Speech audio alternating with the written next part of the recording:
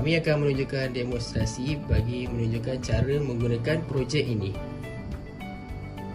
Kad pertama disentuhkan pada RFID scanner. Setelah RFID scanner mengesan, LED akan menyala hijau. LCD akan meminta kata laluan yang betul. Setelah memasukkan kata laluan yang betul, servo motor akan bergerak dan telefon akan menerima SMS. Selepas 10 saat, servo motor akan kembali kepada pendudukan.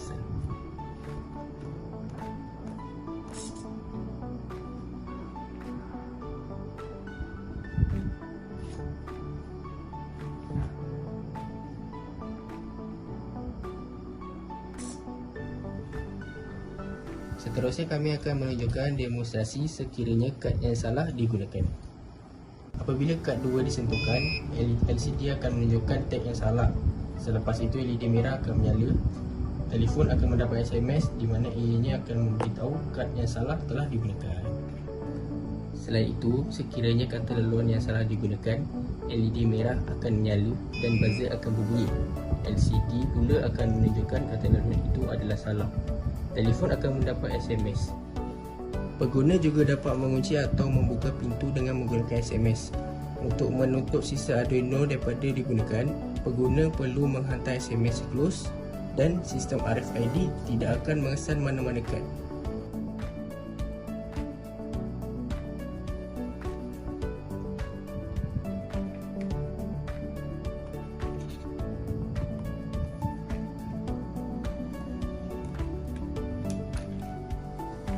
Jika ingin membuka pintu, pengguna perlu menghantar SMS open dan pintu akan terbuka.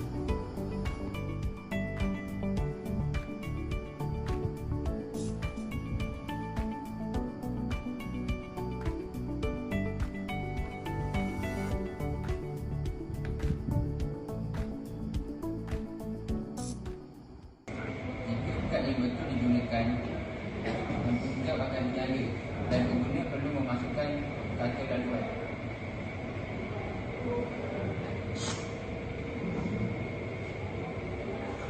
Lampu akan dikunci secara otomatik dalam masa 10 saat. Sekiranya kad yang salah digunakan, maka lampu merah akan menyala dan buzzer